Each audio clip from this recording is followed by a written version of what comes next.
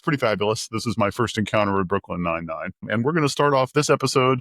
We're looking at season 1, episode 6, the first of the Halloween Heist episodes. In the course of this Halloween heist inside the office, I want to talk about Holt setting up the dojo, setting up the challenge, and then I want you to get us into the mountaintop of like, well, what shows us the way that this game is approached here. So in this case, the challenge is to steal the MacGuffin, the Medal of Valor, which is hanging on the chief's office, which, you know, as a base level challenge isn't necessarily that hard.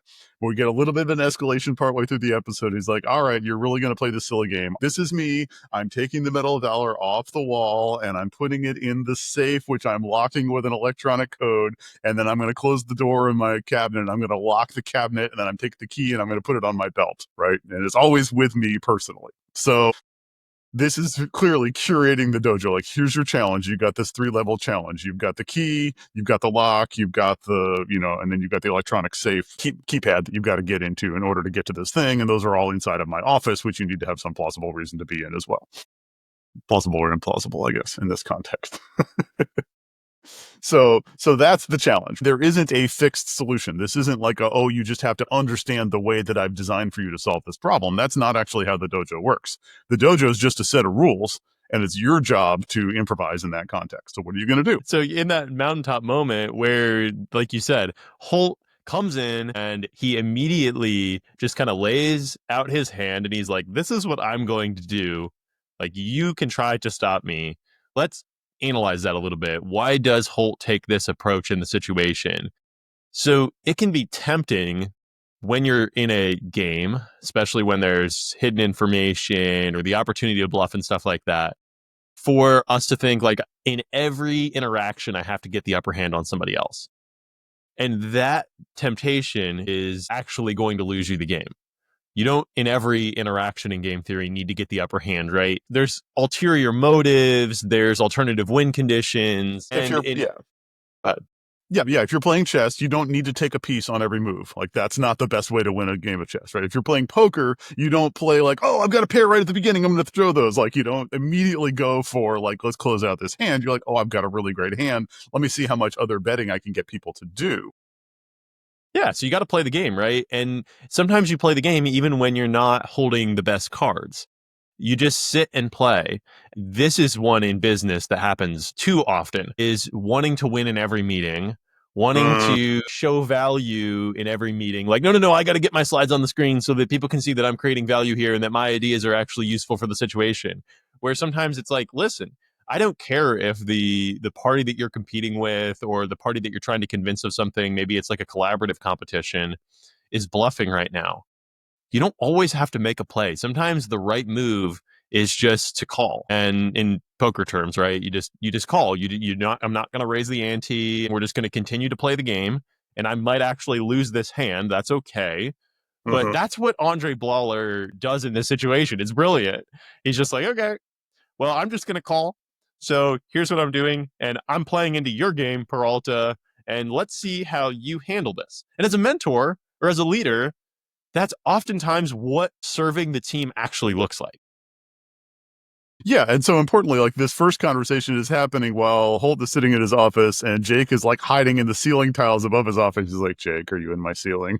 Like, you know, and this is one of several points during the process where the captain could easily have said, like, we're done. This is ridiculous. Go do your job, right? It could easily have just called time on the whole thing. He could have not cooperated with the whole plan. And he doesn't. He leans into it. He's like, okay, it's ridiculous, but you're putting some energy into it and you might learn something. So, all right, fine. I'm going to raise the stakes and I'm going to see what you do. Right. And so he plays along with it and he makes it a little bit more interesting and he makes it a little bit more challenging. And then he wants to see what happens next. And he does this several times during the episode. And it's a great episode in the sense that it looks like Jake is being incompetent and caught every time. And then he has the big twist reveal at the end, like, oh, this is all part of my grand 9-dimensional wizard chess master plan to actually get, it's fun. And it is appealing. I mean, there's nothing better than when that happens, Brian, in real life. I had a good situation like that with a guy that I'm mentoring the other day where he was explaining to me how he was approaching a situation. And, I just kind of was letting him go on. And then suddenly he like took it a step further which he was applying something that we had talked about and he was learning in the past. And then he had taken it a full step further and applied it and was like, I was wondering like if this would even work. And it was like, whoa, that is the point of the dojo, is that you take what we learned in one small scenario and you then say, well, what if I could apply this to this other scenario over here? And that's what's exciting. And you only get that if you're willing to sit in and play the game sometimes rather than scold somebody or beat them over the head with, this is the right way to do it. This is the skillful way to do it. Right. Absolutely. No. And this is what I love about this dojo idea is because it takes something that would be, would be just learning or just training or just following the rules or whatever. And if you can gamify it, if you can make it fun, if you can make it collaborative, you get much better results than you would have if you try to predetermine the outcomes. Right. So if you think about like inside of a company, if you have a suggestion box, like write down your idea about how the company should be better and put it in this box, and then we'll read through them. And sometime in the next 6 months, we'll pick one that we like and we'll call you back. Like, that's not a lot of fun, right? Like you might get some good ideas that way, but nobody's really going to go the extra mile. Nobody's really going to learn anything new by writing down their complaints about the company and putting them in a box. But if you do a challenge, if you do here's our 6-week sprint to figure out a way to make some piece of our company work better, and here's a specific challenge, like here's the area that we're really worried about. Here's the problem. We don't know the answer. Everybody has 6 weeks to figure it out. Form your own teams. Here's the document format. You got to propose it in at the end, or here's the way you have to demonstrate it. Here's what you're going to get if you win. Exactly what Holt does. We're going to stand up in front of the whole team. We're going to say, this person is a genius. This person is really smart and did a cool thing, and everybody gets to admire them. Like, that's enough.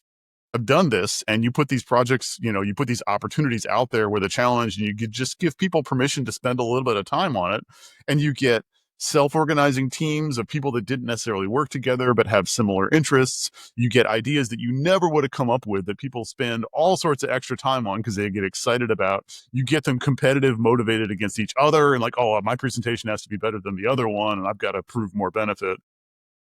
And the only thing you have to do at the end is stand up and say, hey, these people were smart, and maybe go do some paperwork to try to help that idea to make your company better actually a real thing. Like, this is amazing. This 100% works. The dojo is an incredibly powerful model to get people to put kind of personal creativity into an organizational context by just not telling them exactly what to do, like giving them the challenge and see what happens.